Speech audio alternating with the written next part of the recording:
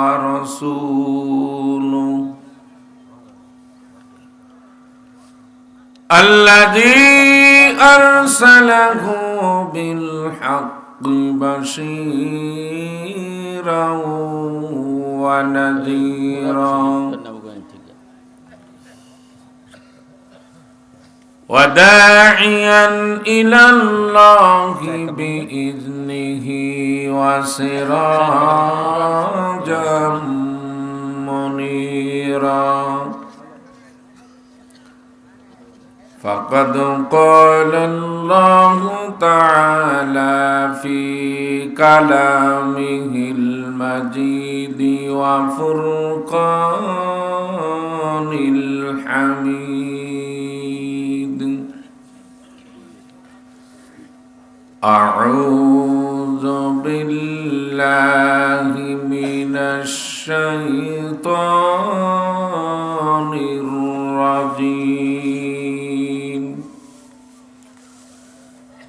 بسم الله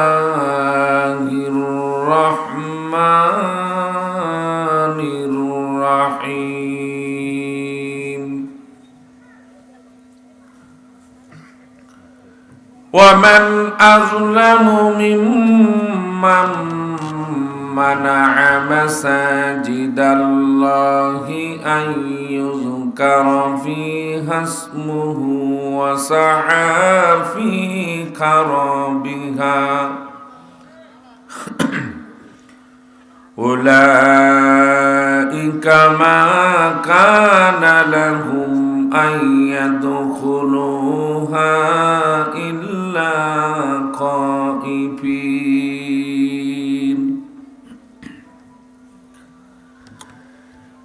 إن الله وملائكته يصلون على النبي يا أيها الذين آمنوا صلوا عليه وسلموا تسليما اللهم صل على محمد وعلى آل محمد كما صليت على إبراهيم وعلى آل إبراهيم إنك حميد مجيد اللهم بارك على محمد وعلى آل محمد كما باركت على إبراهيم وعلى آل إبراهيم إنك حميد مجيد بلغ العلا بكماله সবাই পড়ি বালাগাল উলা বিকামালিহি কাশাফাদ দুজা বিজামালিহি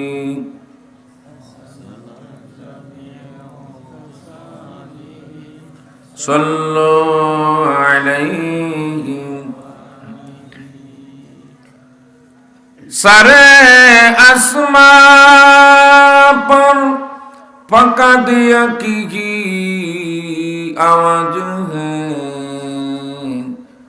मरहबा या रसूल अल्लाह मरहबा या हबीब अल्लाह बलगल उला बिकमालिही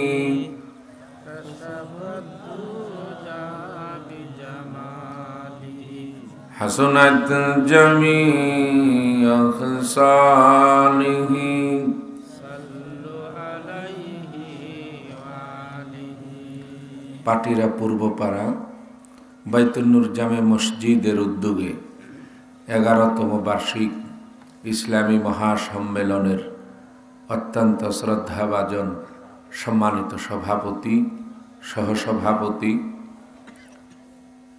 প্রধান অতিথি, বিশেষ অতিথিবৃন্দ, দিগার উলামায়ে কেরাম, উপস্থিত শ্রদ্ধেয় মুরব্বিয়ান, ছোট বড় সমবয়সী ভাই ও বন্ধুরা, আড়ালে মা ও বোনেরা, মহান আল্লাহ পাক রব্বুল আলামিনের দরবারে শুকর জানাই যে আল্লাহ তাবারক তাআলা কোরআনুল কারীম ও হাদিস শরীফ থেকে দুটি কথা শোনার জন্য সুযোগ করে দিলেন, সময় করে দিলেন। সে আল্লাহ পাকের দরবারে প্রাণ খুলে শুকর জানাই আলহামদুলিল্লাহ। আল্লাহ পাকের শেষ মেহেরবানি, দুনিয়াবি যাবতীয় সমস্ত কাজকর্ম থেকে ফারেক করে আমাদেরকে বাছাই করে পছন্দ করে এই মাহফিলে উপস্থিত করলেন। সেই জন্য আবারও শুকর জানাই আলহামদুলিল্লাহ। আল্লাহ রাব্বুল আলামিন আমার জবান থেকে পবিত্র কোরআনুল কারীম ও হাদিস শরীফের এমন কিছু হক কথা, আমলের কথা, ইমানের কথা, কল্যাণের কথা বাহির করে দেন, যেই কথায় মাহফিলে আলোচনা হলে আমলের জন্য আমাদের সকলের উপকার হবে, দুনিয়া ও আখিরাতের কল্যাণ হবে। সেই সব কথা আমার জবান দিয়ে আল্লাহ বাহির করে দেন। সকলে বলি আমিন। সম্মানিত মুসল্লিয়ান, আজ যে বিষয় নিয়ে আমরা কথা বলবো তা হচ্ছে আল্লাহ রাব্বুল আলামিন বান্দাকে একটা প্রস্তাব দিয়েছেন। সে প্রস্তাব হচ্ছে আল্লাহ বান্দার সাথে দুস্থতার প্রস্তাব দিয়েছে। আলহামদুলিল্লাহ। আজকে আমরা আল্লাহর সাথে দুস্থতার অঙ্গীকার করব ইনশাআল্লাহ।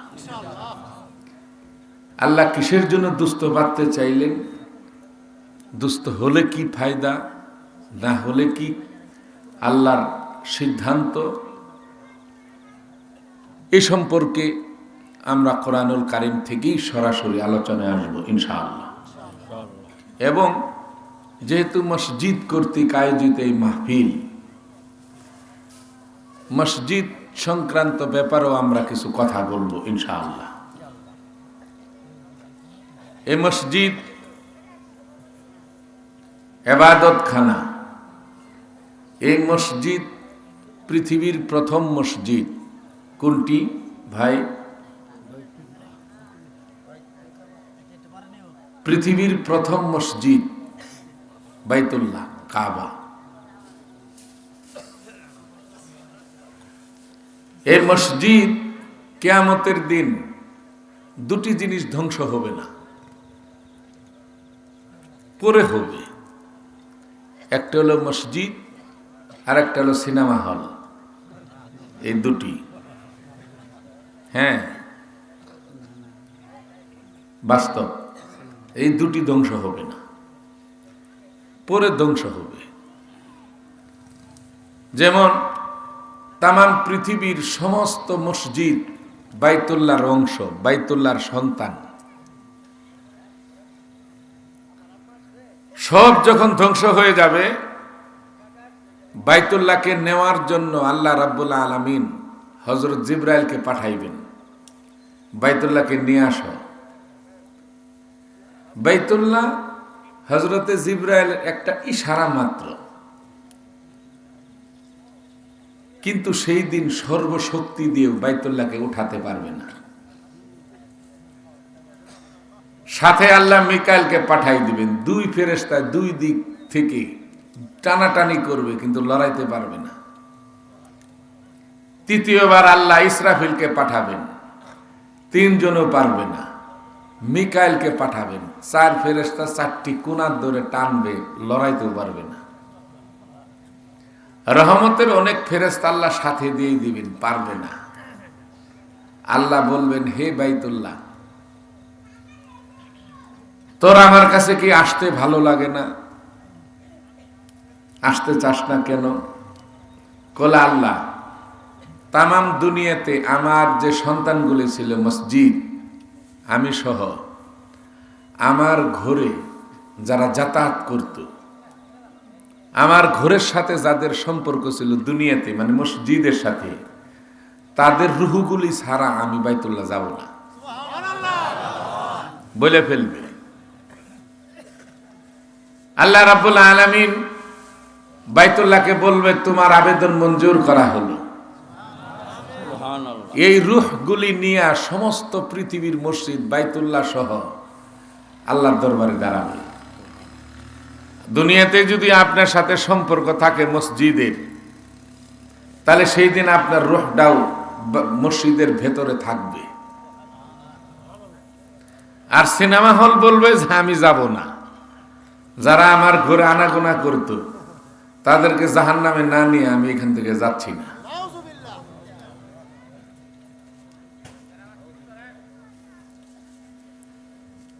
সেই বাইতুল্লাহর একটি অংশ আমরা এখানে বসেছি, মসজিদ। আবার দেখবেন আমাদের সমাজে কিছু লোকও আছে, মসজিদ যাতে না হয় এমন কিছু চক্রান্তকারীও আছে। এখানে না, এটা বললাম না, এটা আল্লাহ কোরআনে কইছে আর কি। আপনারা তো জানেন, আমার বয়োজ্যেষ্ঠ, আমার পিতৃ সমতুল্য, আমার মুরব্বী, আমার বড় ভাই, এই এলাকার গর্ব অহংকার, আজকে মাহফিলের সম্মানিত সভাপতি, অনেক বড় আলেম, অনেক এলেম দিয়েছেন আল্লাহ। আল্লাহ তাআলা ওনাকে আরো হায়াতে তাইবা নসিব করুন, আমিন। ওনাকে যেন আমরা আরো সাথে পাই দীর্ঘদিন, বলে আমিন। আমি যে আয়াতটা তেলাওয়াত করেছি, হুজুর জানে, ওমান আযলামু মিম্মান মানআ মাসাজিদাল্লাহ আইয়ুযকারা ফীহা ইসমুহু ওয়া সাআ ফী খারাবিহা। আল্লাহ কয়, ওই ব্যক্তির মতো জালেম, নাফরমান, বেঈমান, অকৃতজ্ঞ আকাশের নিচে জমিনের উপরে আর নাই, যে ব্যক্তি আইয়ুযকারা ফীহা ইসমুহু, যে আমার ঘরে ইবাদত করতে, আমার ঘরে এসে নাম নিতে, ইবাদত করতে, মসজিদ মাদ্রাসায়ের সাথে শত্রুতা করবে, বাধা প্রদান করবে, তারপর মুনাফিকি করবে, এই দুঃসাহস যাতে কারো না হয়। প্রক্ষান্তরে পরবর্তী আয়াতে আল্লাহ কয়, আল্লাহ রাব্বুল আলামিন বলেন, ইন্নামা ইয়া'মুরু মাসাজিদাল্লাহি মান আমানা বিল্লাহি ওয়াল ইয়াউমিল আখির ওয়া আকামাস সালাতা ওয়া আতাজ যাকাতা ওয়া লাম ইয়াখশা ইল্লাল্লাহ ফাসা উলাইকা আইয়াকুনু মিনাল মুহতাদিন। আল্লাহ রাব্বুল আলামিন বলেন, আমার ওই সমস্ত বান্দারাই মুমিন, ওই সমস্ত বান্দারাই হচ্ছে জান্নাতি, ওই সমস্ত বান্দারাই হেদায়েত প্রাপ্ত বান্দাদের একজন, যারা আমার মসজিদকে আবাদ করে রক্ষণাবেক্ষণ করে, মসজিদের সাথে যাদের সম্পৃক্ত থাকে, ওঠা বসা থাকে, মসজিদ যারা পরিচালনা করে থাকে। আল্লাহ রাব্বুল আলামিন বলেন, আমার ওই বান্দারা আমাকেও বিশ্বাস করে, সে আখিরাতকেও বিশ্বাস করে, মসজিদে সে সালাত কায়েম করে, যাকাত প্রদান করে, এবং ওয়ালাম ইয়াখশা ইল্লাল্লাহ, আমি আল্লাহ ব্যতীত কারো প্রতি সে আর ভরসা রাখে না। ভরসা করে আমি আল্লাহর প্রতি, তাওয়াক্কুল করে আমি আল্লাহর প্রতি, পৃথিবীর আর কারোর প্রতি না। অনেক সময় দেখবেন মসজিদের কাজ করলে আপনি নিজের পকেটের টাকা খরচ করে কিন্তু চা খাইবেন মসজিদে বসে, এক শ্রেণীর লোকে বলবে, খুব যে পাইছি মসজিদে টাকা মাইরে খাইতেছে, ঠিক না? নিজের পকেট থেকে টাকা খরচ করবেন, ভরবেন, মসজিদের কাজে, তবু এক শ্রেণীর লোক, তাদের এটা স্বভাব, তারা মুনাফিক, এটা বলবি। আমি মাদ্রাসা দিয়েছি ঢাকা, কেমনে বুঝলাম? তো গাড়ি কিনছি, তো মাদ্রাসা ওই কিছু কিছু লোক হুজুরে মারছে ইচ্ছে মতন, 1-2 বছর মাহফিল করছে এখানে, টাকা মাইরা গাড়ি কিনছে। বেশ, তা আমি আর বিরক্ত না, আমি খুশি। কিসের জন্য খুশি? যারা যারা আমার বিরুদ্ধে সমালোচনা করছে অজানা, আমার পাপগুলি তারা নিয়ে নিছে। এই যে হুজুর এখানে উপস্থিত, আল্লাহ রসুল তার মিথ্যা কয় না, আমার পাপগুলি তারা নিয়ে নিছে, তাদের নেকিগুলি আমার আমল নামায় এসে বসছে। তাহলে আমি সৌভাগ্যবান না? যার জন্য আপনারা বিরক্ত হবেন না। যারা মসজিদ মাদ্রাসার কাজ করেন, কেউ যদি শত্রুতা করে বা গীবত করে, এটা আপনি শুকরগুজার করবেন আল্লাহর দরবারে, যে আল্লাহ ভাগ্যটা আপনার ভালো রেখেছে, তার কারণে আপনার আমল নামায় আর পাপ নাই। যারা সমালোচনা করলো তাদের আমল নামায় চলে গেছে। এবার আল্লাহ রাব্বুল আলামিন বলেন, আমি আল্লাহ ব্যতীত আমার ওই বান্দাটা কারো প্রতি ভরসাও করে না, তাওয়াক্কুলও করে না। আল্লাহ রাব্বুল আলামিন বললেন, তোমরা ধারণা করে নিতে পারো, ফাসা উলাইকা আইয়াকুনু মিনাল মুহতাদিন। তোমরা ধারণা করে নিতে পারো সে আমার হেদায়েত প্রাপ্ত বান্দাদের একজন। কত বড় সৌভাগ্য! যারাই মসজিদের সাথে সম্পৃক্ত থাকবে, রক্ষণাবেক্ষণ করবে, ইবাদত করবে, দান সদকা করবে, আল্লাহ কয় ওই বান্দারা আমার হেদায়েত প্রাপ্ত বান্দাদের একজন। হেদায়েত প্রাপ্ত হলো নবী সাহাবীরা, ওলি আল্লাহরা, ঠিক না? এদের সাথে আল্লাহ উল্লেখ করেছেন। আপনারা খুশি নেবেন? আলহামদুলিল্লাহ। এবার মসজিদে কেন ইবাদত করব? যে কোনোখানে করলেই তো হয়, ঠিক না? হযরত আদম আলাইহিস সালাম থেকে নিয়ে হযরতে মুসা আলাইহিস সালাম পর্যন্ত, এই টাইম পর্যন্ত আজরাইলকে মানুষ দেখত। জান কবজ করে আসলেই না বলতো, আমি আজরাইল, তোমার সময় শেষ। চিন্তু মুসা আলাইহিস সালামের সাথে একটা অকারেন্স হয়ে গেল আজরাইলের, যাই হোক, আমি যাচ্ছি না। সেই দিন থেকে মানুষ আজরাইলকে দেখে না। ঠিক আদম থেকে নিয়ে ঈসা আলাইহিস সালাম পর্যন্ত, নবীজির নবুয়তের আগ পর্যন্ত নামাজের সিস্টেম ছিল। যারা হজে গিয়েছেন দেখেছেন যে মাকামে ইব্রাহিম আলাইহিস সালামের পার যে আপনার ঘর্ত অনেকটুক, প্রায় 4 আঙ্গুল হইব না হুজুর ঘর্ত? হ্যাঁ, আধা হাত আমি মনে হুজুর মনে কর প্রায় আধা হাত ঘর্ত। এত গর্ত কিসের জন্য হইল? এত গর্ত তো হওয়ার কথা ছিল না। আদম আলাইহিস সালাম থেকে নিয়ে ঈসা আলাইহিস সালাম পর্যন্ত প্রত্যেক নবীর জামানায় তাদের নামাজের বিধান ছিল, জীবনের প্রথম সেজদাটা যেখানে দিত, মৃত্যুর আগ পর্যন্ত সেইখানে দেওয়ার বিধান ছিল।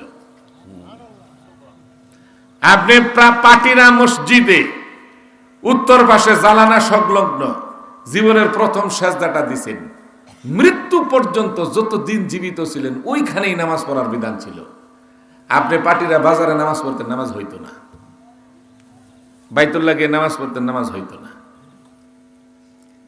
তো বিশ্ব নবী সাল্লাল্লাহু আলাইহি সাল্লাম এই অবস্থা দেখে আল্লাহর কাছে প্রার্থনা করলেন, আল্লাহ গো, সুজু উজু দাস্ত রাহমাতাল লিল আলামিন, মসজিদে ও সুদাহমা রুয়ে জমিন। আল্লাহ গো, অন্যান্য নবীর উম্মতের জামানা নামাজের যে বিধান, এটা যদি আমার উম্মতের জন্য করো, তাহলে আমার একটা উম্মত জান্নাতি হবে না, নামাজি হবে না। তাহলে আমার উম্মতেরা হবে অভাবী, দুর্বল। জীবনের প্রথম সেজদাটা যেখানে দিবে, দ্বিতীয় সেজদা মৃত্যুর আগে আর দিতে পারে কিনা সন্দেহ। সেই জন্য আল্লাহ আমার উম্মতের জন্য তামাম আকাশ থেকে জমিন পর্যন্ত মসজিদ বানাই দেয়। সুবহানাল্লাহ, সুবহানাল্লাহ। আল্লাহ আবেদন মঞ্জুর করলেন। এখন আপনি যেখানে নামাজ পড়েন ওইটি আপনার জন্য মসজিদ। 2-3 জন মিলে একত্রে এখানে নামাজ পড়েন জামাতে, এটাই আপনার জন্য মসজিদ, নামাজ হয়ে যাবে। গাছের ভিতরে আপনি আটকা পড়ছেন, নামতে পারেন না, নামাজের টাইম হয়ে গেছে, গাছের ভিতরে নামাজ পড়েন, নামাজ হয়ে যাবে। বিমানে পড়েন হয়ে যাবে, নৌকায় পড়েন হয়ে যাবে, আগে হইতো না। কিন্তু মসজিদে এসে নামাজ পড়া নেকি কেন বেশি? খেয়াল রাখবেন, মসজিদে জামাতে নামাজ পড়া নেকি এই জন্য বেশি, আল্লাহর রাসূল সাল্লাল্লাহু আলাইহি সাল্লাম বলেন, মান সাল্লা আলিমিন, যে ব্যক্তি কোনো আলেমের পিছে ইক্তেদা করে জামাতে নামাজ আদায় করে, ফাসাল্লা খালফা নাবিয়্যিন, সে যেন আমি নবীর পিছেই নামাজ পড়ল। সুবহানাল্লাহটা হয় নাই, আর একটু জোরে বলা দরকার ছিল। কারণ আল্লাহর নবী কয়, যে ব্যক্তি কোনো আলেমের পিছে ইক্তেদা করে নামাজ পড়ে, সে যেন স্বয়ং আমি নবীর পিছেই নামাজ পড়ল। আর ওমান সাল্লা খালফা নাবিয়্যিন, যে ব্যক্তি নবীর পিছে ইক্তেদা করে নামাজ পড়ে, উলামায়ে কেরামের পিছে ইক্তেদা করে নামাজ আদায় করে, আল্লাহ রাসূল কয় ফাকাদ গুফিরা লাহু, আল্লাহ তার পিছনের গুনাহগুলি মাফ করে দিবেন। বরকত দেখছেন নি? জামাতে নামাজ পড়বেন আর একাকী নামাজ।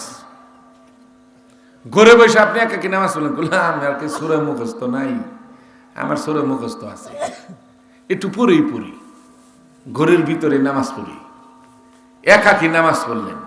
জামাতে নামাজ পড়ার একাকী নামাজ পড়া নেকির ডিফারেন্স কতটুকু? 27 গুণ। এই 27 গুণ নেকি একা পড়ার চাইতে মসজিদে এসে জামাতে নামাজ পড়া। ইমাম বুখারী রহমতুল্লাহ আলাইহির উস্তাদ মাওলানা উবাইদুল্লাহ রহমতুল্লাহ আলাইহি, তিনি সব সময় জামাতে নামাজ আদায় করতেন। তো একদিন মাগরিবের নামাজের পরে উবাইদুল্লাহ রহমতুল্লাহ আলাইহি ঘুমিয়ে গেলেন। শরীর খারাপ লাগতেছে, ঘুমিয়ে গেলেন। ঘুমন্ত অবস্থা ওনার এশার নামাজ জামাতটা ছুটে গেছে, পড়তে পারে নাই। ঘুম থেকে উঠে তিনি কেঁদে ফেললেন, চোখের পানি ফেললেন। তারপর উনি কিতাব বাহির করলেন, নবীর কিতাব বাহির করে দেখে একাকী নামাজ পড়ার চাইতে জামাতে নামাজ পড়া কত গুণ নাকি? 27 গুণ। উবাইদুল্লাহ রহমতুল্লাহ আলাইহি এশার নামাজটা তিনি 27 বার আদায় করলেন, যাতে ওই জামাতের সমান হয় নাকি। কতবার আদায় করলেন? 27 বার।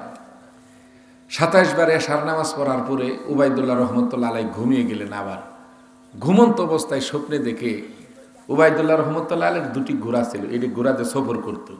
একটা ঘোড়া 19-20 আর কি, প্রায় সমানই দৌড়াইতো, কিন্তু 19-20, একটা ঘোড়া বেশি দৌড়াইতো, একটা ঘোড়া একটু কম দৌড়াইতো। উবাইদুল্লাহ রহমতুল্লাহ আলাইহি ঘুমন্ত অবস্থায় স্বপ্নে দেখে চোর এসে কম দৌড়াইতে পারে এই ঘোড়াটা চোরে নিয়ে যাচ্ছে, বেশি দৌড়াইতে পারে এই ঘোড়ার উপরে উবাইদুল্লাহ রহমতুল্লাহ আলাইহি ঘোড়ার উপরে উঠে চোরকে ধাওয়া করলেন ধরার লেগে। কিন্তু বহু দূর পর্যন্ত দৌড়াইলেন ঘোড়ার উপরে, কিন্তু চোর ধরতে পারে না, এই কাছাকাছি মানে ধরতে পারে না। এক পর্যায়ে উবাইদুল্লাহ রহমতুল্লাহ আলাইহি তিনি ক্লান্ত হয়ে গেলেন, যে আমার ঘোড়া লাগবো না, চোরে নিয়ে যায়নি। তিনি দাঁড়ায় গেলেন, চোরও দাঁড়ায় গেল। তো চোরে বলতেছে, আল্লাহর ওলি উবাইদুল্লাহ রহমতুল্লাহ আলাইহি, তুমি আর আমাকে ধরতে পারবে না কোনোদিন। বলে কেন ধরতে পারবো না? আমার এই ঘোড়াটা তো বেশি দৌড়ায়, ওটা তো কম দৌড়ায়, কিন্তু আমি অনেক চেষ্টা করলাম, ধরতে পারলাম না। বলে আর ধরতে পারবে না কোনোদিন। বলে কেন? বলে আজকে এশার নামাজ তুমি জামাতে পড়ো নাই। কথাটা বুঝ করবেন, ওলামায়ে কেরাম যা বয়ান করব গিলবেন আমলের নিয়তে। বলে তুমি আজকে এশার নামাজ জামাতে পড়ো নাই, তুমি পিছিয়ে গেছো। ওটা কি আসলেই চুর ছিল? না। আমরা হেলায় খেলায় জামাত তরক করি, জামাতে নামাজ আদায় করি না।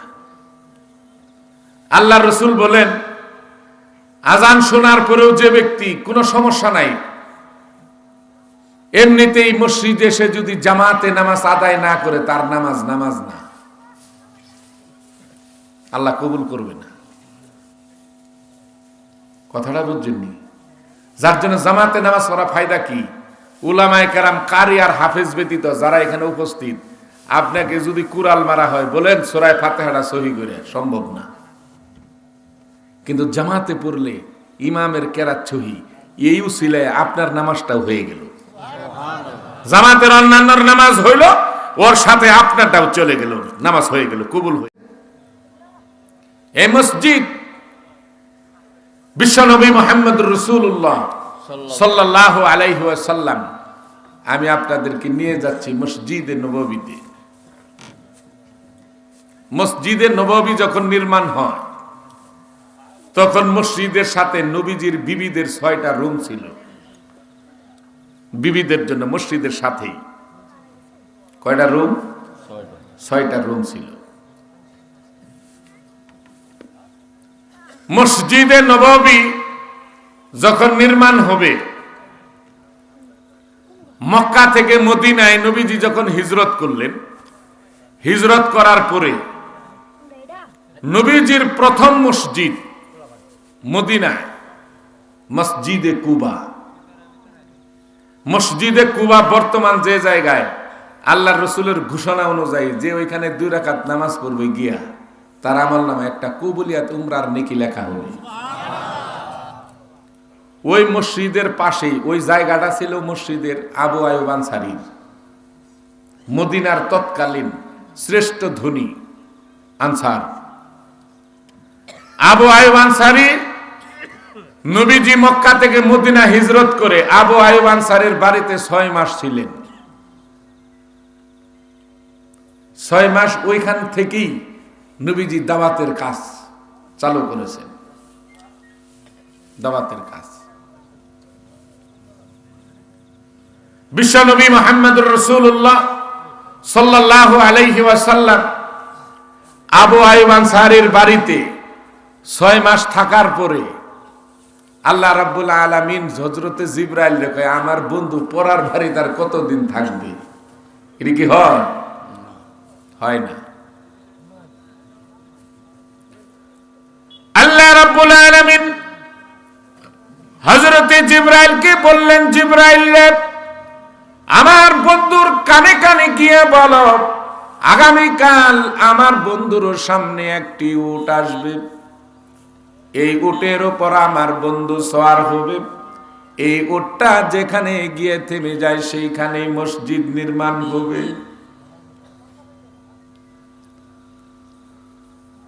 পরের দিন সকালবেলা আল্লাহর নবী ঘর থেকে বাহির হলেন। হযরতে জিবরাইল একটি উট নিয়ে আসলেন। হযরতে জিবরাইল উট নিয়ে আসার উপরে আল্লাহর নবীকে ঘর থেকে বাহির করলেন। নবীজি উটের উপর সওয়ার হলেন। তাফসীরে এসেছে হযরতে জিবরাইল উটের লাগাম ধরে টানতেছে, পিছনে পিছনে হযরতে আজরাইল বেত্রাঘাত করতেছে। পিছনে আজরাইল, সামনে জিবরাইল, নবীজি উপরে। আল্লাহ রাব্বুল আলামিন বিশ্বনবীকে বলেছেন, আপনি উটকে খেদাইবেন না, কিচ্ছু করবেন না, আপনি খালি উঠে বসে থাকবেন। যাইতে যাইতে যাইতে যাইতে যাইতে যাইতে এই উটটা বর্তমান মসজিদে নববী যে জায়গাটা, এইটা আবু আইয়ুব আনসারীর বড় ভাইয়ের জায়গা ছিল। আবু আইয়ুব আনসারী, তার বড় ভাই ইন্তেকাল করেছে, তার 2টি এতিম বাচ্চা আছে, সাহাল এবং সোহাইল। এই 2 ভাইয়ের ওই জায়গাটা। উট গিয়ে এখানে বসে পড়ল। উট গিয়ে যখন বসে পড়ল, নবীজি হযরতে বেলালকে ডাক দিলেন, বেলাল রে, আবু আইয়ুব আনসারীকে ডাক দিলেন, দেখো তো এই জমিটা কার? বলে, হুজুর এই জমিটা আর কেউ না, আমার এতিম 2 বাতিজার। বলে, 2 বাতিজাকে ডাকো, ডাকো 2 বাতিজাকে। তে ডাকা হলো। আল্লাহর নবী বললেন সাহাল এবং সোহাইলকে, দেখো এই জমিতে তোমরা 2 ভাই বিক্রি করে দাও, এখানে আল্লাহর ঘর মসজিদ নির্মাণ হবে। সাহাল এবং সোহাইল বলল, হুজুর আমরা বিক্রি করব না, মসজিদের জন্য আমরা দান করে দিলাম। আল্লাহর নবী বললেন, না, তোমাদের কাছ থেকে আমি দান নিতে পারি না। তার কারণ হলে পৃথিবীতে আল্লাহ এতিমের হক প্রতিষ্ঠিত করার জন্য আল্লাহ আমাকে পৃথিবীতে প্রেরণ করেছেন। আমি এতিমের সম্পদ নিতে পারি না, বরঞ্চ তোমরা বিক্রি করে দাও।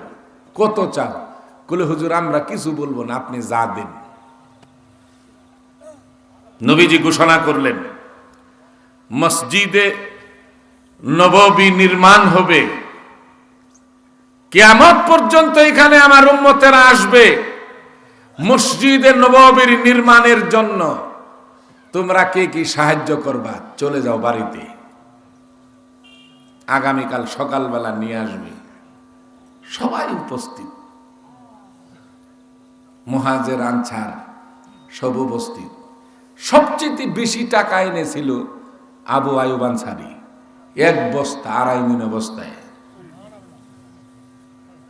মদিনার সবচেয়ে ধনী। সবাই এনে রেডি, হুজুর আমারটা গ্রহণ করেন, আমারটা গ্রহণ করেন। আল্লাহর নবী আনসার এবং মুহাজিরের মাঝে স্বতঃস্ফূর্ত ভাবে দানের এই অবস্থা দেখে নবীজি সন্তুষ্ট হলেন, শুকর গুজার করলেন। আর আমার নবী তখন সকলের মাঝে ঘোষণা করলেন, কই গো আমার আবু বকর কোথায়? আমার আবু বকর কোথায়? হযরত আবু বকর সিদ্দিক পাশে এক খুঁটির সাথে হেলান দিয়ে দাঁড়ায় আছে আর কাঁপতেছে। আবু বকর এদিক আসেন। আসে, আপনি কাঁদেন কেন? বলে, হুজুর আমার তো এরকম অর্থ নাই, আমি মসজিদে নববীর জন্য টাকা দান করব। বলে, আপনার কাছে আছে কত? নবী বললেন, বলে, হুজুর আমার কাছে 5100 টাকা আছে। তাই না হুজুর? 5100 দিরহাম। এই 5100 দিরহাম নবীজি কয়, আবু বকর আপনি এই 5100 টাকা আমার হাতে দেন। নবীজির হাতে দিয়ে দিল। আল্লাহর নবী সাহাল এবং সুহাইলকে ডাক দিলেন, সমস্ত আনসার মুহাজিরকে ডাক দিলেন। আল্লাহর নবী সমস্ত আনসার মুহাজিরের মাঝে ঘোষণা করলেন, দেখো তোমরা প্রত্যেকে মসজিদের জন্য নিয়ে আসো। আল্লাহ রাব্বুল আলামিন তোমাদের প্রতি সন্তুষ্ট হয়েছেন ঠিক, কিন্তু আমার আবু বকর 4000 কোটি দিরহামের মালিক ছিল। বর্তমান হিসাবে 4000 কোটি দিরহাম সমস্ত টাকা ইসলামের জন্য আবু বকর দান করে দিয়েছে। ও আমার আনসার মুহাজিররা, আমি রাসূলের মন চাই, আমার আবু বকরের কাছে 5100 দিরহাম আছে। এই 5100 দিরহাম দিয়া মসজিদে নববীর জায়গাটা আমি রাসূল খরিদ করি। আমার আবু বকরের শেষ সম্বল, আর কিচ্ছু নাই। তোমরা মন খারাপ করো না, তোমাদের দান গ্রহণ করলাম, কিন্তু জমিটা কিনবো আমার আবু বকরের টাকা দিয়া। আবু বকরের শেষ সম্বল, আর কিচ্ছু নাই। সাহাল এবং সোহাইল 2 ভাইকে নবীজি ডেকে বললেন, দেখো আমার আবু বকরের কাছে আরো বেশি থাকলে তোমাদের আরো বেশি দিতাম। তাহলে এই জমিটা তোমরা 5100 টাকার বিনিময়ে জমিটা বিক্রি করে দাও মসজিদে নববীর জন্য। বলে, হুজুর আমরা খুশি মনে দিয়ে দিলাম। এবার আল্লাহর নবী 5100 টাকা দিয়ে জমিটা খরিদ করলেন। আল্লাহর নবী সমস্ত আনসার মুহাজিরের মাঝে ঘোষণা করলেন, মসজিদের জন্য যারা তোমরা দান করবে বা পরিশ্রম করবে, কষ্ট করবে, আল্লাহ রাব্বুল আলামিনের ওয়াদায় মসজিদের বরকতে তোমাদেরকে মসজিদে জান্নাতে নিয়ে যাবে। যাও তোমরা সকলেই পাথর নিয়ে আসো। সবাই চলে গেল, নবীজিও গেলেন। নবীজি একটা পাথর নিচে কাঁদে। হযরত আবু বকর সিদ্দিক আর উমর রাদিয়াল্লাহু তাআলা আনহু বলে ফেললেন, হুজুর আপনার কাঁধে পাথর, এটা আমাদের সইব না। আপনি এখানে বসেন, আমরা তো অনেকেই আছি, পাথর নিয়ে আসব, আপনার কাঁধে নিতে হবে না। নবীজি বললেন, হে আবু বকর, উমর, তোমরা কি চাও না আমি নবীর আমল নামে আল্লাহ সওয়াব লেখুক? কুলে মসজিদের জন্য আজকে ভিত্তিতে মসজিদের কাজের শুরুতে যারা এখানে একটা পাথর, একটা ইট, একটা সিমেন্ট এইখানে দিবে, কিয়ামত পর্যন্ত মসজিদ থাকবে। আল্লাহ রসুল বললেন দাঁড়ায়া, বলে যত মানুষ কিয়ামত পর্যন্ত এখানে ইবাদত করবে, নামাজ পড়বে, কিয়ামত পর্যন্ত ধরেন 20 কোটি লোকে এই মসজিদে নামাজ পড়বে, প্রত্যেক ব্যক্তি যদি 1000 করে নেকি অর্জন করে, তাহলে 20 কোটি লোকে কতটুক নেকি অর্জন হবে? আল্লাহ কয় যারা এই মসজিদের শুরুতে এখানে যারা সম্পৃক্ত থাকলো, বলে 20 কোটি লোকের 1000 করে নেকি হলে যত হয়, যারাই সম্পৃক্ত থাকলো প্রত্যেকের আমল নামায় আল্লাহ কিয়ামত পর্যন্ত এটা লিখে দিবেন। আল্লাহ কি মিথ্যা কথা কয়? নবী কি মিথ্যা কথা কয়? আল্লাহর রসুল কয়, হে আবু বকর উমর, এই সওয়াব থেকে আমাকে বঞ্চিত করো না, আমি পাথর নিয়ে আসবো। নবীজিও পাথর নিয়ে আসে। আবু বকর আর উমর রাদিয়াল্লাহু তাআলা আনহুর এক বন্ধু ছিল হযরতে আম্মার রাদিয়াল্লাহু আনহু। এরা মস্কারিও করত। তে হযরতে আম্মার রে কই কি আবু বকর আর উমরে কইলে তোর শক্তি বেশি, আমরাও এটা করে নেই, তুই এটা নিয়ে রাখবি, তুই 2টা নিবি পাথর। দিছে 2টা উঠায়। 2টা নিতে কষ্ট না, তো মসজিদে নববীতে পাথর আনে রাইখে দে, নবীজিরে কয় কুলি ইয়া রাসূলুল্লাহ, দেখেন আবু বকর আর উমর না আমারে 2টা পাথর উঠাই দিছে, আমার কষ্ট হয় না? নবীজি বললেন তুমি চিন্তা করো না আম্মার, আবু বকর আর উমর দুইজনে মিলে যে নেকি অর্জন করবে, তোমার আমল নামায় একাই আল্লাহ তা লিখে দিবেন, যেহেতু তুমি 2টা পাথর নিয়ে আসছো। কোলে হুজুর দোয়া করেন, এখন থেকে আর আমি একটা নিব না, 2টাই নিব, যেহেতু নেকি ডাবল। গিয়ে পাথরের ওইখানে গিয়ে আবু বকর আর উমর রে কয়, আমি আর একটা নিব না, আমার 2টাই উঠাই দাও। কোলে কে? কোলে নবীজি কইছে তুমি করে দুইজনের যত নেকি একাই আল্লাহ আমার আমল নামায় লিখে দেব। তো কোলে আসানি অনুযায়ী আবার নালিশ দিছ, এখন থেকে তুই 3টে নিবি। আবু বকর আর উমর কয় এখন থেকে তুই 3টে নিবি, যা। দিছে 3টে উঠায়।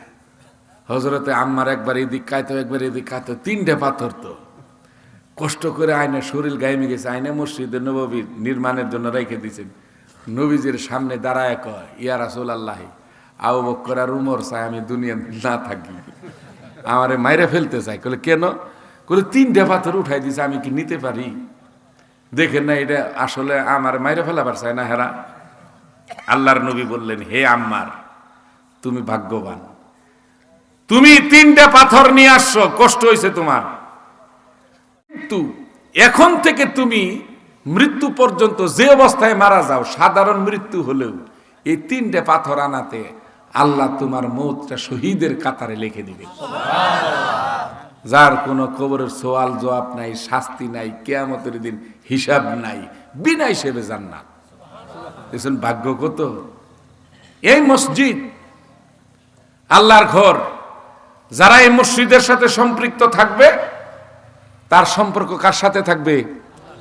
আল্লাহর সাথে। কার সাথে থাকবে? আল্লাহর সাথে থাকবে।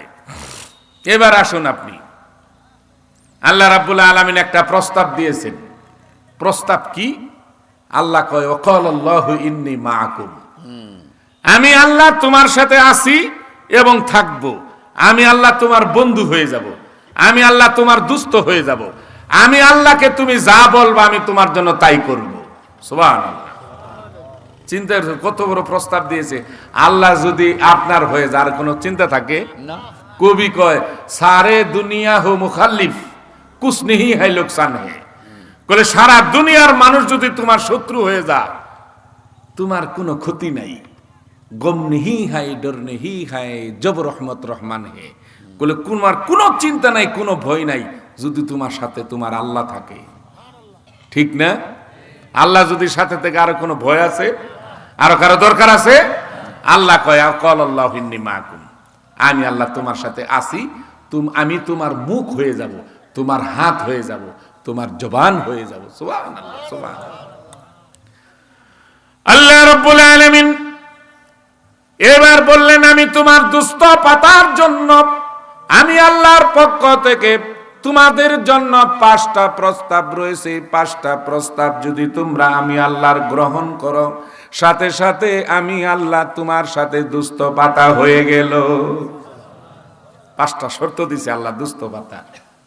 কয়টা শর্ত? 5টা। কেমন শর্ত দিল? হযরতে আপনার ইদ্রিস আলাইহিস সালাম, ইদ্রিস আলাইহিস সালাম একবার দুস্থ পাতার একটা কাহিনী বলেছিলাম আপনাদের সামনে? না, বলিনি। ইদ্রিস নবী এখন কিন্তু 4th আকাশে আছে। ইদ্রিস নবী আবার জান্নাতের বারান্দাতেও আছে। আবার ইদ্রিস নবী জেরুজালেম, ইদ্রিস নবী জাবালে হামরা পাহাড়ের কাছেও আছে। একটা লোক 3 জায়গায় থাকে কেমনে? কি গণ? আমরা আসতেছি ইনশাআল্লাহ। ইদ্রিস নবী আপনার সারা বছর রোজা করত।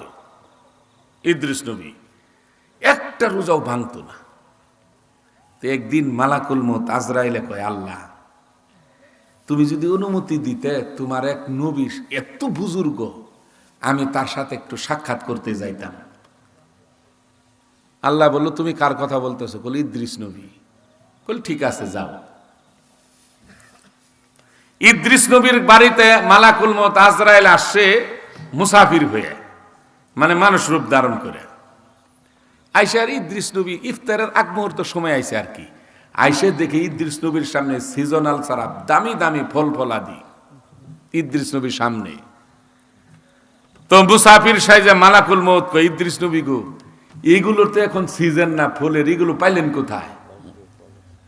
বলে, প্রতিদিন আল্লাহ তাআলা ইফতারের জন্য জান্নাত থেকে আমার জন্য ইফতার পাঠায়।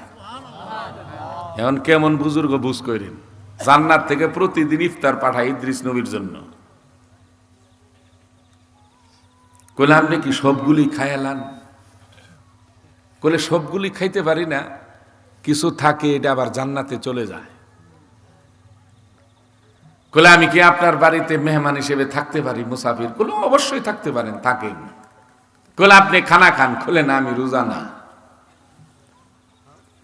তো সেই দিন খাইল না। দ্বিতীয় দিন ইদ্রিস নবী ডাকে, মেহমান খানা খান? কইলে, না, আপনি খান, আমার প্রয়োজন নাই। তৃতীয় দিন সেও খানা খাই নাই। ইদ্রিস নবীরে কয়, চলেন আমরা একটু হাইটে আসি, আপনার এলাকাটা দেখি, আমি মুসাফির মানুষ। কে বলল এই কথা? আজরাইল। ইদ্রিস নবী কিন্তু টের পায় নাই যে আজরাইল। তো ঘুরতেছে, ঘুরতে ঘুরতে দেখে যে একটা আপেল কমলার বাগানে পাহাড়ে খুব সুন্দর পেকে আছে। তে মুসাফিরে কয়, ইদ্রিস নবী কয়, চলেন ওইখান থেকে আমরা কিছু ফল খাই আসি, ক্ষুধা লাগছে। ইদ্রিস নবী কয়, আমনের তো লুপ ভালো না, আমার বাড়িতে হালাল খানা খাইলেন না, আর পরার সম্পদের প্রতি আপনার তো লুপকে। কলে, মাফ করবেন, এটা ভুল হয়ে গেছে, ঠিক আছে চলেন। কিছু দূর যাওয়ার পর দুপুর হয়ে গেছে, দেখে যে একটা বকরির পাল আসতেছে। তো মুসাফির ইদ্রিস নবীরে কয়, কলে, চলেন এখান থেকে একটা খাসি দইরে জবাই করে মজা করে খাইমু আমরা। ইদ্রিস নবী কয়, আপনার সাথে আর আমি সফর করব না। আপনি হারাম সম্পদের প্রতি আপনার লুপ, পরার সম্পদের প্রতি লুপ। হঠাৎ করে ইদ্রিস নবীর ব্রেনে একটা দিল, বাড়ি দিল। এই লোকটা তো 3 দিন যাবত আমার বাড়িতে কিছুই খায় না। একটা লোক তো 3 দিন না খায় থাকতে পারে না। ইদ্রিস নবী কয়, কলে, মেহমান কোন, তো আপনার আসল পরিচয় কি? কলে, আসল পরিচয় আমি একজন মুসাফির। কলে, না, আপনি বলুন, আপনি 3 দিন যাবত আমার বাড়িতে আপনি খানা খান না, একটা মানুষ তো না খায় থাকতে পারে না। কলে, আমি একজন আপনার বাড়ির মুসাফির। ইদ্রিস নবী কয়, কলে, আমি আল্লাহর ওয়াস্তে বললাম, আপনার পরিচয় দিন। এখন তার গোপন করতে পারে না। মেহমান কয়, ইদ্রিস নবী গো, আমি মালাকুল মউত। সাথে সাথে একটু শরীরে জারা দিয়ে দিছে ইদ্রিস নবী। আমি 3টে দিন মালাকুল মউতের সাথে থাকলাম। আজরাইল প্রাণ কাঁপে উঠছে, তখন নরম সুরে কয়, মালাকুল মউত, আমার কি সময় শেষ? জান কবজ করার জন্য আসছেন? কইলেন, না, আমি জান কবজ করার জন্য আসি নাই, আপনারে দেখতে আসছি, আপনি সারা বছর রোজা থাকেন, বুজুর্গ মানুষ, দেখতে আইছি, আপনার জান কবজের জন্য আমি আসি নাই। ইদ্রিস নবী দীর্ঘ শ্বাস ছাড়লেন, নবী তারপরেও। ইদ্রিস নবী গো, আমার একটা কথা রাখবেন। আজরাইল কলে কি কথা? আজরাইল কলে আমার মনটা চাই আমি আপনার সাথে দুস্থ বাঁধব। কে বলল এটা? আজরাইল। কাকে বলল? ইদ্রিস নবীরে। কলে আমার মনটা চাই আমি আপনার সাথে দুস্থ বাঁধব। ইদ্রিস নবী কয় এটা কেমন কথা? ফেরেশতার মানুষ কোনোদিন দুস্থ হয়? সাথে সাথে ইদ্রিস নবীর ব্রেনে কাজ করলো কি, সুবর্ণ সুযোগ হাত ছাড়া করা যাবে না। ইদ্রিস নবী কয় আজরাইল, আমি দুস্থ পারতে পারি, আমার 3টা শর্ত আছে। আল্লাহ শর্ত দিয়েছেন কয়টা? ছেলে এখন কয়টা? আজরাইল শর্ত, ইদ্রিস নবী শর্ত দিল কয়টা? 3টা। তো আজরাইল কয় ইদ্রিস নবী আপনার কি শর্ত দুস্থ পাতার জন্য? বলে 1 নাম্বার শর্ত হইল আমি মৃত্যুর আগে একবার মরতে চাই। মৃত্যুর যে কঠিন যন্ত্রণা, কি কষ্ট, কিতাবে আমি পড়েছি, আমি এটা উপভোগ করব। আমার হায়াত থাকতে জানটা কবজ করে আবার নতুন করে আবার আমার রুহ ফেরত দিয়ে দিবে। 1 নাম্বার। 2 নাম্বার, বলে আমি জাহান্নামের বহু বর্ণনা কিতাবে পেয়েছি, আল্লাহ বলেছেন আমি নিজের চোখে জাহান্নামটা একটু দেখব। 3 নাম্বার হলো আমি জান্নাতের নিয়ামতের কথাও পেয়েছি কিতাবে, আমি জান্নাতটা একটু দেখব। এই হায়াত থাকতে এইগুলো সব 3টা শর্ত। আজরাইল কয় যে কথা আপনি কইছে কিন্তু তো কঠিন ব্যাপার। কইলা আমার এই শর্ত এটাই, তাছাড়া আমি দুস্থ পারবো না। তা আজরাইল কয় ইদ্রিস নবী গো, দেখি আল্লাহরে বলে দেখি, আল্লাহ যদি রাজি হয় তাহলে আমি রাজি। আজরাইল আল্লাহর কাছে বলল। আজরাইল এ আল্লাহ হে মালাকুল মউত, তুমি ইদ্রিস নবীর সাথে রাজি হয়ে যাও, আমি আল্লাহ রাজি। আর কোনো বাধা আছে? আজরাইল ইদ্রিস নবী আমনের কপাল লাগে গেছে। কি কপাল লাগছে? কলে আমার আল্লাহ রাজি হয়ে গেছে, এই 3টে শর্ত আমি ফুলফিল করব। প্রথমটা কি? মউত। একটা কঠিন জিনিস। ইদ্রিস নবীরে শুধু মালাকুল মউত প্রথম বলেছে আপনি শুয়ে পড়েন, জান কবজ করব।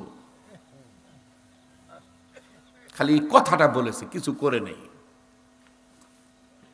সাথে সাথে ইদ্রিস নবী শরীরে একটা ভূমিকম্প শুরু হয়ে গেল।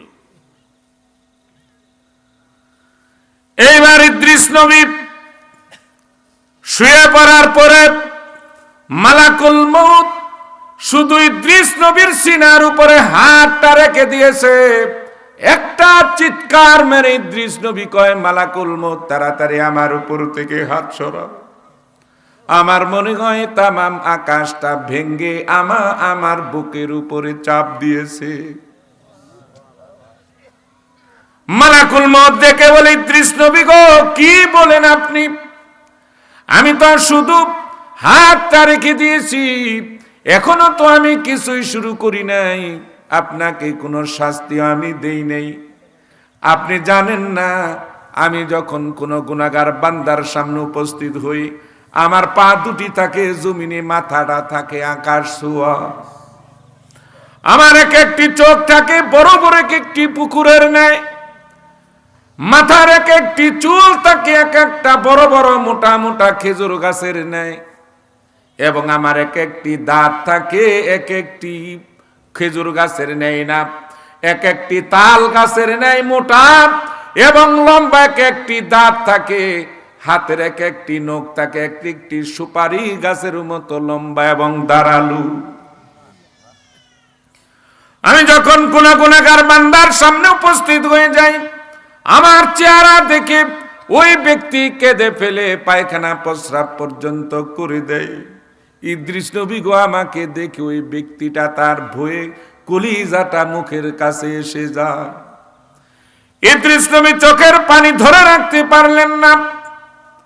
আর ইদ্রিস নবী কয়, তুমি যখন মুমিন ব্যক্তির কাছে যাও, কলে আমি তখন যাই একটা আলেমের বেশ ধরে, আমি আলেমের বেশ ধরে তো যাই এবং আমি তার সামনে গিয়ে বলতে থাকি মুমিন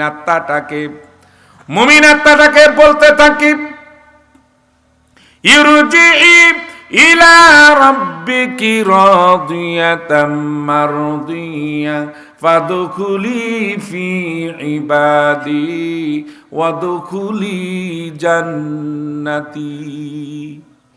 আমি বলতে থাকি ইয়া আইয়াতুহান নাফসুল মুতমাইন্না, হে ভালো আত্মা, মুমিনের আত্মা, ইরজিই, তুমি চলে আসো, ইলা রব্বিকি, তোমার রবের দিকে চলে আসো। কলে আমি যখন ডাক দেই সে অনায়াসে মুমিনের আত্মাটা বাহির হয়ে আমার হাতে চলে আসে। আর গুনাহগার ব্যক্তি এবার ইদ্রিস নবী প্রথম শর্ত হলো জান কবজ করবে। আজরাইল আলাইহিস সালাম জান কবজ করলো। জান কবজ করার পরে কিছুক্ষণ পরে আবার যখন তার জানটা ফেরত দেওয়া হলো, ইদ্রিস নবীর চোখে পানি, কথাও বলে না, কাঁদতেছে, গাল বেয়ে পানি পড়তেছে। আজরাইল কয়, ইদ্রিস নবী গো, আপনি কি কষ্ট পেয়েছেন?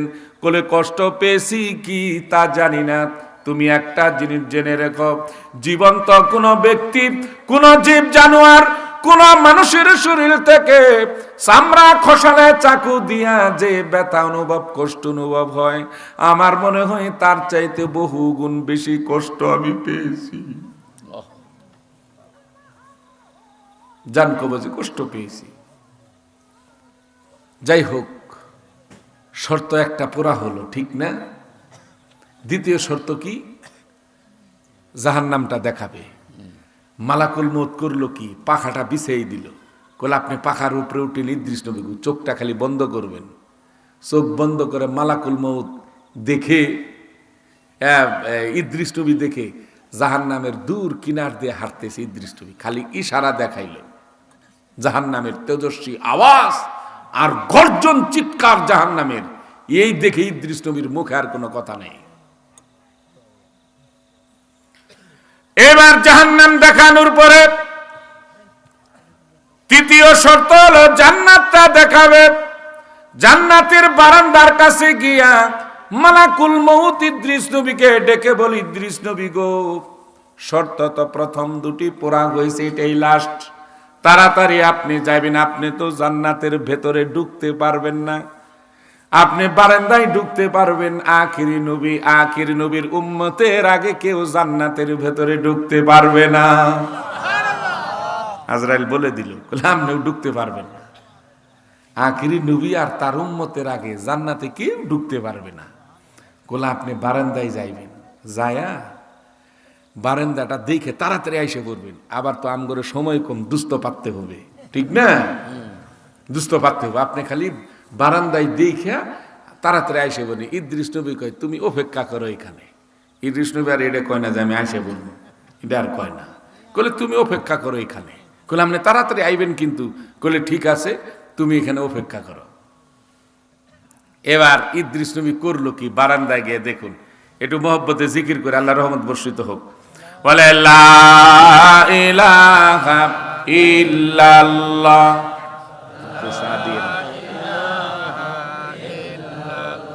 আরো জোরে, লা ইলাহা ইল্লাল্লাহ,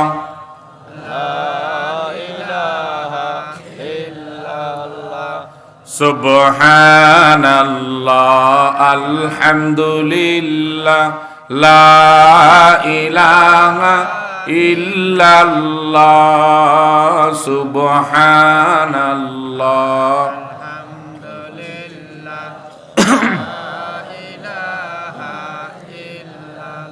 আরো জোরে, সুবহানাল্লাহ,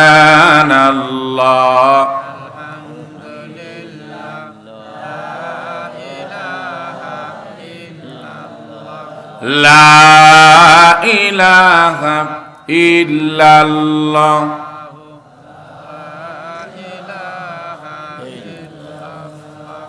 এইবার আল্লাহর নবী হযরত ইদ্রিস আলাইহিস সালাম জান্নাতের বারান্দায় ঢুকলেন। ঢুকার পরে হযরত মালাকুল মউত আজরাইল ইদ্রিস নবীকে ডাকতেছে, ইদ্রিস নবী গো, তাড়াতাড়ি চলে আসেন। অনেক সময় তো হয়ে গেল, তাড়াতাড়ি আসেন, সময় তো শেষ, আবার দুস্থ পাততে হবে, তাড়াতাড়ি চলে আসেন। কিন্তু ইদ্রিস নবী তো আর পেছনের দিক তাকায় না। মালাকুল মউত ডাকে, ইদ্রিস নবী গো তাড়াতাড়ি আসেন। এইবার ইদ্রিস নবী মালাকুল মউতকে ডেকে বলে, ও মালাকুল মউত, আমি কিসের জন্য আসব? তুমি কি বোকা নাকি? কোলে কেমনে? কোলে আল্লাহ রাব্বুল আলামিনের ওয়াদা। হযরতে আদম আলাইহিস সালাম আর হাওয়া আলাইহিস সালামকে আল্লাহ যখন জান্নাত থেকে বাহির করে দিলেন, এরপরে প্রথমে যারা জান্নাতের ভিতর ঢুকবে, প্রত্যেকেই জান্নাতের ভিতর ঢুকবে, কিন্তু পরবর্তীতে ঢুকার আগে এই লোকটা মৃত্যুবরণ করবে, আবার জিন্দাও হবে। এরপর যত ব্যক্তি জান্নাতে যাবে, প্রত্যেক ব্যক্তিকেই জাহান্নাম পার হয়ে জান্নাতে আসতে হবে। বলে মালাকুল মউত, আমি তো মৃত্যুবরণ করেছি, আবার জিন্দাও হয়েছি, আবার জাহান্নাম তো আমি পার করে এসেছি। আমার আল্লাহ রাব্বুল আলামিন ওয়াদা করেছেন, আদম আর হাওয়াকে যখন বাহির করে দেওয়া হলো, এরপরে যারাই জান্নাতে ঢুকবে কোনো দিন আর তাদেরকে বাহির হতে হবে না। বলে, রে আজরাইল, আমি যদি বাহির হয়ে যাই আল্লাহর ওয়াদা মিথ্যা হয়ে যায়। আমি যদি বাহির হই তাহলে আল্লাহর কুরআন মিথ্যা হয়ে যাবে, আল্লাহর কিতাব মিথ্যা হয়ে যাবে, আল্লাহর ওয়াদা মিথ্যা হয়ে যাবে। বলে, আমি তো মরেছি, আবার জিন্দাও হয়েছি, জাহান্নাম পার হয়ে আমি আসছি, জান্নাতে ঢুকেছি, এখন তো আমি ইদ্রিস আর বাহির হওয়ার লোক না। দেখছেন নি? বলে, এখন তো আমি আর বাহির হব না, আমার পর্ব তো সব কাটে আইছি। এখন আজরাইল আলাইহিস সালাম থমকে গেছে। বুদ্ধি কি? কইল কি আর করলো কি? আমি তো বুঝতেই পারিনি। ইদ্রিস নবী আমার সাথে চালাকি করলো, কইল কি আর করলো কি? আমার তো দুস্থ পাতাটাও হইল না। এখন স্তব্ধ। আল্লাহরে কি জবাব দিব আমি? আজরাইল কয়, আল্লাহ রাব্বুল আলামিন মালাকুল মউত রে ডেকে কয়, হে মালাকুল মউত, তুমি চিন্তা করো না, মন খারাপ করো না, আমি ইদ্রিস নবীর নসিবটা এমন করেই লিখেছিলাম। সে অনেক বুজুর্গ, আমি আল্লাহকে খুশি করেছে, আমি তার নসিবটা এমন করেই রেখেছি সে জান্নাতের বারান্দায় থাকবে। তুমি মন খারাপ করলো না। করলে আল্লাহ সব ঠিক আছে, কিন্তু কইল কি আর করলো কি? ওর চিন্তা হলো একটা। আল্লাহ রাব্বুল আলামিন তার নবী বিশ্ব নবী মেরাজে যাওয়ার পরে বিশ্ব নবী যখন জান্নাত পরিদর্শন করলেন, ইদ্রিস নবীর সাথে সাক্ষাৎ হয়ে গেল জান্নাতের বারান্দায়। আল্লাহর নবী ইদ্রিস নবীকে বললেন, ইদ্রিস নবী গো, আপনি বারান্দায় কেন, ভেতরে কেন ঢুকেন না? ভেতরে তো সমস্ত নাজ নিয়ামত আল্লাহ রেখেছেন জান্নাতের ভেতরে।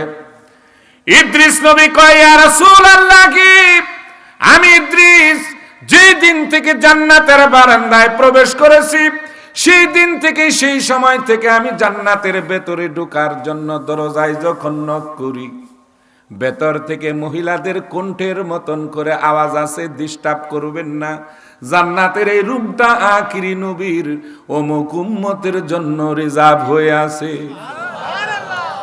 বলে, ইয়া রাসূলুল্লাহ, কি আমি জান্নাতের এই রুম থেকে অন্য রুমে দরজায় গিয়ে দরজার ভিতরে যখন নক করি, দরজার ভেতর থেকে আওয়াজ আসে, ডিস্টার্ব করবেন না, জান্নাতের এই রুমটা পাটিরা পূর্ব পাড়ার অমুক মুসল্লির জন্য রিজার্ভ হয়ে আছে।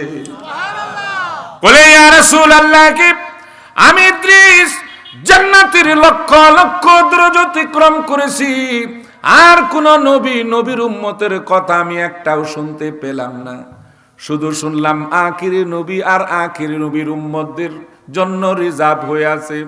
ইয়া রাসূলুল্লাহ, আমি ইদ্রিস নবী না হইয়া যদি আপনার উম্মত হতাম, তাহলে আমিও তো কত সৌভাগ্যবান হতাম, আমার জন্য তো জান্নাতের একটা রুম বরাদ্দ থাকতো। দেখছেন নি? আপনার ইজ্জত কত, সম্মান কত। আপনি দুনিয়ায় আপনার রুমটা জান্নাতি রিজার্ভ হয়ে আছে।